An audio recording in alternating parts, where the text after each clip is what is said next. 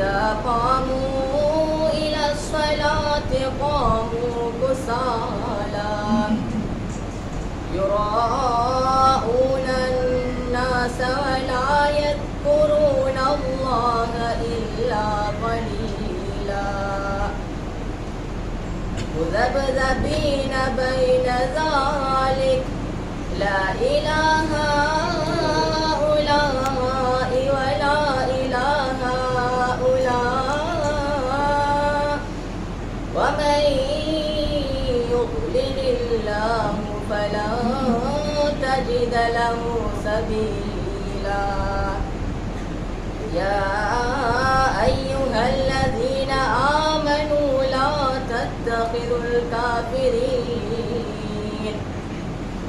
تتخذوا الكافرين أولياء من دون المؤمنين أتريدون أن تجعلوا لله عليكم سلطانا مبينا صدق الله العظيم.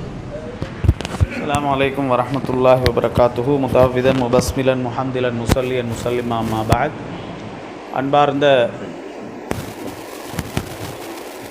அன்பார்ந்த ஹலீஃபாக்களே, முகத்தம்மார்களே,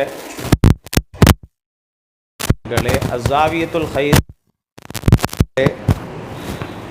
மற்றும் இந்த நிகழ்வை ஏற்பாடு செய்திருக்கக்கூடிய இந்த ஜாவியாவுடைய நிர்வாகிகள், அதேபோல் உம்மு ஜவாயாவுடைய நிர்வாகிகள், அதன் தலைவர், அதேபோல் ரிலீஜியஸ் கமிட்டி சேர்மன், எல்லோரையும் அழைத்தவனாக விழித்தவனாக இன்று ஒரு முதாக்கரா நிகழ்த்தத்தான் நான் இருந்தேன். ஆனால் அதற்குரிய நிலைமைகள் அமையவில்லை. விசேஷமாக இன்றைய நாள் இந்த ஜாவியா மிகவும் ஒரு சிறப்பான முறையில் அழகாக தோற்றமளித்து, இந்த ஜாவியா இங்கே அஜ்வாத் ஃபாசி ஹலீஃபா அவர்களுடைய தந்தை, அதே போல் அவர்களை சார்ந்தவர்கள் எல்லாம் அந்த காலத்தில் இந்த இடத்தில் இருந்ததாக அவர்கள் சொல்லி கொண்டிருந்தார்கள். அதே போல் கீழே ஒரு அடங்கப்பட்டிருக்கக்கூடிய ஷாதுலியா தரீகாவுடைய முக்கியமான ஒரு சையத் அஹ்மத் சயீத் மௌலானா அவர்கள் இங்கே அடக்கம் செய்யப்பட்டிருக்கக்கூடிய ஒரு இடம். அந்த காலத்திலிருந்து இந்த இடம் ஒரு மிகச்சிறப்பான இபாதத்துகளுக்கு, சொலவாத்துகளுக்கு, திக்ருகளுக்கு ஒரு பஞ்சமான ஒரு இடம் அல்ல. நிறைய மக்கள், இங்கே இருக்கக்கூடிய மக்கள் இபாதத்துகளின் மீது ரொம்ப ஆசை உள்ளவர்களாக இருப்பார்கள். ஒரு 15 வருடங்களுக்கு முன்னால் இங்கே ஒரு ஜாவியாவில் முனாஃப் மோலை முன்னுவாங்க வாங்க முன்னுவோம்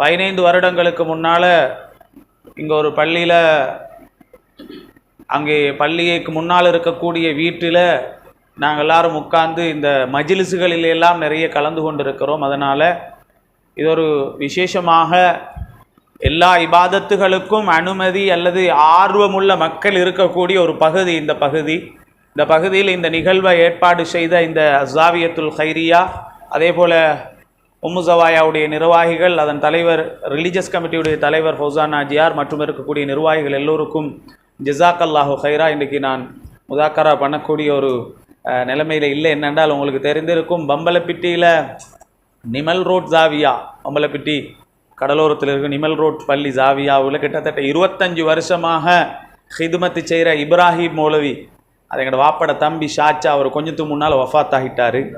அதனால் இன்ஷா அல்லாஹ் நானும் இந்த இடத்துல இருந்து போகணும். துவா செய்யுங்க. மிச்சம் நோயில் கஷ்டப்பட்டவர், தெரிஞ்சிருக்கும் நிறைய பேருக்கு. பள்ளியிலேயே காலத்தை கழித்தவர். இன்றைக்கு நான் இந்த இடத்துல நின்றுட்டு போகிறதும் அவருக்கு ஒரு துவாவாக இருக்கும் என்று நான் நினைக்கிறேன். இல்லாட்டி நானும் பெய்திருப்பேன். இங்கே அந்த கொஞ்ச நேரம் நிற்கக்கூடிய ஒரு சந்தர்ப்பத்தை அல்லாஹ் ஏற்படுத்தி தந்தான். அவரை சொர்க்கவாதியாக்கி வைக்கட்டும். நீங்களாம் துவா செய்யும் இன்ஷா அல்லாஹ். அதனால் முதாக்கரா பண்ணக்கூடிய நிலைமையில் இல்லை. விசேஷமாக இந்த மஜ்லிஸ் முடியும் போது நான் நினைக்கிறேன் 25 வருஷம் ஒரு ஜாவியால் ஹிதுமத் செஞ்சுக்கிறார். 25 வருஷத்துக்கு மேலே அவர்கிட்ட கேட்டால் இப்போ நிமல் ரோட் பள்ளி இப்போ பள்ளியாக கட்டப்பட்டது முன்னால் அந்த ரோட்டோடு இருந்த ஜாவியா. இப்போ சீசைட் ரோட்டிக்கிறே அந்த ரோட்டுக்கிட்ட தான் அந்த ஜாவியா இருந்திருக்கு அந்த காலத்தில். அவர் கேட்டால் அந்த காலத்தில் நஜல் நிமல் ரோட் பள்ளியில் இருக்கக்கூடிய ட்ரஸ்டிமார் இல்லாத காலத்துலேருந்து அவர் இருக்கிறார். இப்போ இருக்கக்கூடிய ட்ரஸ்டிமார் இல்லாத காலத்துலேருந்து அந்த ஜாவியால் அவ்வளோ காலம் ஹிதுமத் செஞ்சுக்கிறாங்க. வியாழக்கிழமை ஹரீர் மௌலித் ஓதும்போது கட்டாயமாக அவர் அதில் வந்து கலந்து கொள்வார். அப்படியான ஒரு மனிதராக இருந்தார். இந்த ஒரு வஃபாத்தாக இருக்கிறார். எல்லாரும் அவருக்காக வேண்டி துவா செஞ்சோங்க. அல்லாஹ் தாலா அவரை சொர்க்கவாதியாக்கி வைக்கட்டும். அஸ்ஸலாமு அலைக்கும் வரஹ்மத்துல்லாஹி வபரகாத்துஹு. خاصة إلى روح من اجتمعناها هنا بسببه وأنت غني عن اسمه ومن طول القرآن العظيم بيده. الفاتحة. أعوذ بالله من الشيطان الرجيم. بسم الله الرحمن الرحيم. الحمد لله رب العالمين الرحمن الرحيم مالك يوم الدين. إياك نعبد وإياك نستعين اهدنا الصراط المستقيم صراط الذين أنعمت عليهم غير المغضوب عليهم ولا الضالين آمين. بسم الله الرحمن الرحيم. قل هو الله أحد الله الصمد لم يلد ولم يكن له كفوا أحد. بسم الله الرحمن الرحيم. قل هو الله أحد الله الصمد لم يلد ولم يكن له كفوا أحد. بسم الله الرحمن الرحيم. قل هو الله أحد الله الصمد لم يلد ولم يكن له كفوا أحد. بسم الله الرحمن الرحيم. قل أعوذ برب الفلق من شر غاسق إذا وقب ومن شر النفاثات في العقد ومن شر حاسد إذا حسد. بسم الله الرحمن الرحيم. قل أعوذ برب الناس ملك الناس إله الناس من شر الوسواس خلق الناس الذي يوسوس في صدور الناس. آمين. الحمد لله رب العالمين. اللهم صل على سيدنا محمد وعلى آل سيدنا محمد وبارك وسلم عليه. اللهم يا من ارتفعت إليه كف البرية واستجدت من خزائن رحمته العطية ويا من امتن من محض كرمه بإيجادنا ولم نختج إليه ويا من لا يمتنع أن يمنحنا بما استمنحنا منه مع اشتداد الحاجة عليه. نسألك أن تصلي وتسلم بجميع الشؤون في الظهور والبطون على من جعلته سببا لانشقاق الأسرار وانفلاق الأنوار ودرة مكنونة وجوهرة مسنونة وياقوتة منطوية عليها أسلاف مكنوناتك وغيهوبة منتخبة منها المعلومات. صلاة تليق بك منك إليه وتتوارد بتوارد الخلق الجديد والفيض المديد عليه. وسلاما يجاري هذه الصلاة فيضه وفضله كما هو أهله.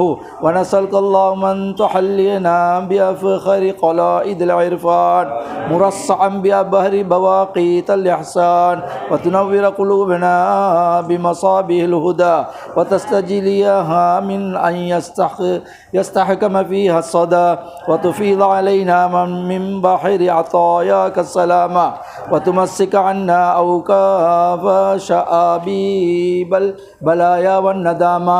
ونسألك اللهم بشرف الذرة المحمدية والطلعة الأحمدية أن ترشش على وجوهنا غالي عطر الأفراح وتذر علينا في تسطير الرضوان أطيب زهار الفلاح وبآله الشموس البهية وأصحابه الكواكب الدرية.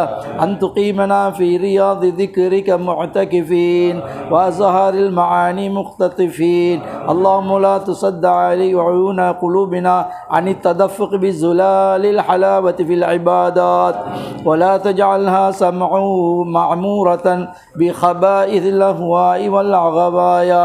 اللهم احفظ نفوسنا عن سراها في فدافد الطغيان وانخراطها بتعاميمها في حبائل الشيطان ولا تكافنا بإساءاتنا التي اكتسبناها كل أوان. وقد أمرتنا بالإحسان على من أساءنا وأنت أحق بذلك يا رحمن. اللهم وادخلنا في الجنة مع الفائزين ومتعنا بلقاء وجهك الكريم يا رب العالمين. اللهم اغفر له وارحمه، اللهم اغفر له وارحمه، اللهم اغفر له وارحمه وعافه واعف عنه ووسع مدخله وارفع درجته واكرم نزله وثبت كرامته. اللهم اغسله بالماء بالثلج والبرد. اللهم نقه من الذنوب والخطايا كما ينقى الثوب الابيض من الدنس. اللهم ابدله دارا خيرا من داره واهلا خيرا من اهله وجيرانا خيرا من جيرانه برحمتك يا ارحم الراحمين. اللهم اجعل قبره روضة من رياض الجنان ولا تجعل قبره فردا حفر النيران. اللهم اجعل قبره روضة من رياض الجنان ولا تجعل قبره حفرة من حفر النيران. اللهم اجعل قبره روضة من رياض الجنان ولا تجعل قبره حفرة من حفر النيران. ربنا ظلمنا أنفسنا وإن لم تغفر لنا وترحمنا لنكونن من الخاسرين. ربنا آتنا في الدنيا حسنة وفي الآخرة حسنة وقنا عذاب النار. ربنا رب ارحم والدينا رب ارحمهما كما ربياني صغيرا. صلى الله تعالى وسلم على خير خلقه سيدنا محمد وآله وصحبه أجمعين. سبحان ربك رب العزة عما يصفون وسلام على المرسلين والحمد لله رب العالمين.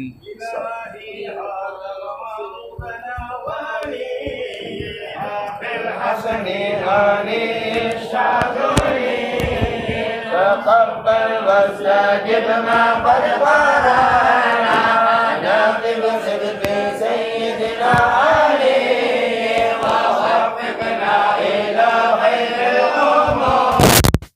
كملها لنا بالسادل وختما بالسعادة والشهادة ووفقنا بحق الشاذل وفي الفردوس أدخلنا وأعنا إلهم في قرب مولانا علي وصل على نبي الأنبياء وآل صحبه والشاذل. يا الله يا الله ارحم المؤمنين يا الله ربنا عن قطب العارفين سيدنا الشاذلي أبي الحسن علي الله عن قطبه وصحبه أجمعين. يا الله يا الله ارحم المؤمنين رضي الله ربنا عن قطب العارفين سيدنا الشاذلي أبي الحسن علي الله عن قطبه وصحبه أجمعين.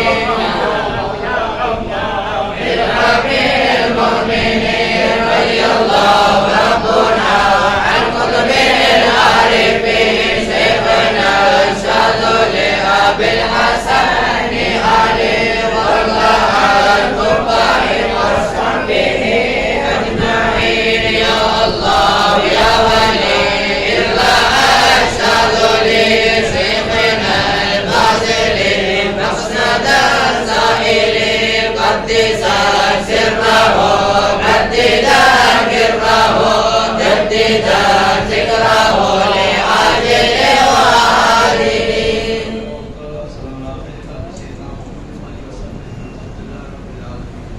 السلام عليكم ورحمة الله وبركاته. خليفة الشاذلي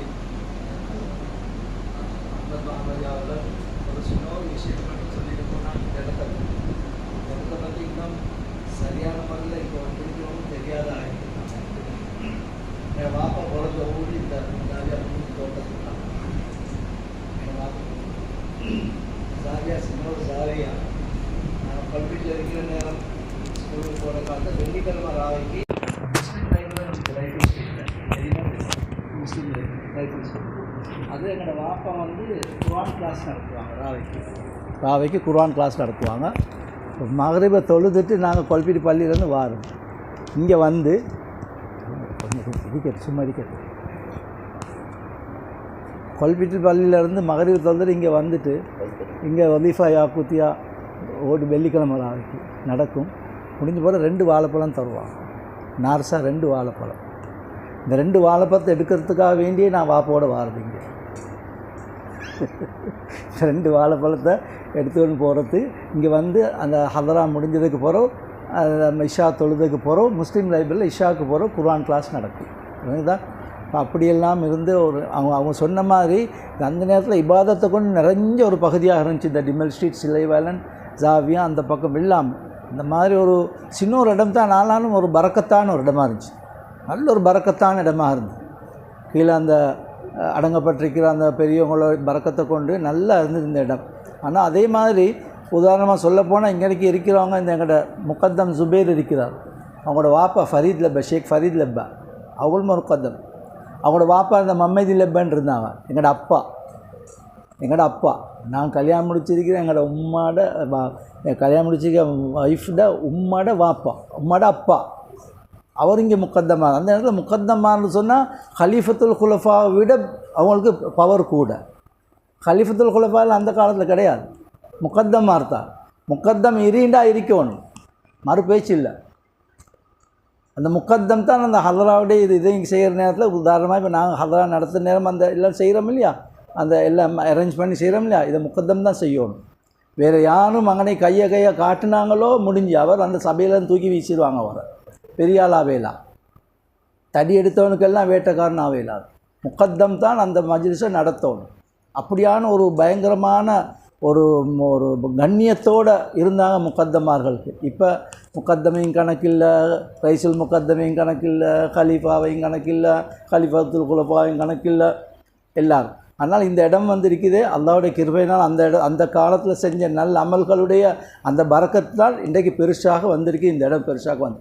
ஆனால் அதே மாதிரி அதே அமல்களை கொண்டு, தரீக்காவுடைய அமல்களை கொண்டு இந்த ஜாவியா இன்னும் ஹயாத்தாகணும். அதுக்கு இன்ஷா அல்லாஹ் இந்த இருக்கக்கூடிய இந்த ஏரியாவில் இருக்கக்கூடிய ஒரு உதாரணமாக நாங்கள் எடுத்துக்கொண்டால் இன்றைக்கு இந்த தலைமுறையோடு இது அநேகமாக முடியக்கூடிய ஒரு தரவாயில் இருக்குது. எங்களுக்கு பின்னால் எங்களோட பிள்ளைகள் இருப்பாங்களோன்ற நம்பிக்கை இல்லாமல் இருக்குது. தான் அதனால் அவங்கெல்லாம் அந்த மூதாதையர்கள்லாம் சாதுலியா தரிக்கால வாழையடி வாழையாக வந்தவர்கள். அவர்களுடைய இதில் தான் இருந்தது. அந்த நேரத்தில் இங்கே ஒரு ஜனாசா ஃபண்டும் இருந்தது. ஜனாசா ஃபண்ட், ஒரு மையத்து மவுட்டாக போனால் எவ்வளோ கொடுப்பாங்க, அந்த ஜனாசா மேலே எவ்வளோ தூரம் கொடுக்குறது சொல்லுங்க பாப்பா, எவ்வளோ கொடுத்துருப்பாங்க? அண்ணாங்க அந்த நேரத்தில் கொடுத்துருவாங்க 5 ரூபா இல்லாட்டி 7 ரூபா 8 ரூபா கொடுத்துட்டு அந்த மெம்பர்ஸ்கிட்ட பிரிப்பாங்க. அங்கே கொடுத்துருவாங்க, அந்த ஃபண்ட்லேருந்து கொடுத்துட்டு அதுக்கப்புறம் அந்த மெம்பர்ஸுக்கு விரிப்பாங்க. நீங்கள் வந்து 3 சாம் தரணும், நீங்கள் 4 சாம் தரணும், நீங்கள் 7 சாம், அவங்களோட வருமானத்துக்கு தகன அந்த ரெசிட் எடுத்து கொடுப்பாங்க. அந்த நேரத்தில் இருந்தால் ஷாவுலமி மாஸ்டர் இருந்தால் ஜாயின் அலிக்பாலை படித்து கொடுத்த ஷாவுலமி மாஸ்டர் அவரும் இதில் ட்ரெஷரராக இருந்திருக்கிறார். எனக்கு தெரியும், நான் எங்களோட கமை இது. ஆகையினால் இந்த ஜாவியால் எப்படி அமல்கள் நடந்து வந்ததோ அதே மாதிரி தொடர்ந்தும் இன்ஷா அல்லாஹ் கியாமத்து வரைக்கும் இந்த அமல்கள் தொடர்ந்து நடக்கணும். அதுக்கு உங்கள் எல்லாத்தோட ஒத்துழைப்பு இருக்கணுன்றதை கேட்டுக்கொண்டு அல்லாஹ் தாலா எல்லோருக்கும் தௌஃபீக் செய்தல்வானாகவும். ஆஹிபே கோலே ஃபமின் தகஷல்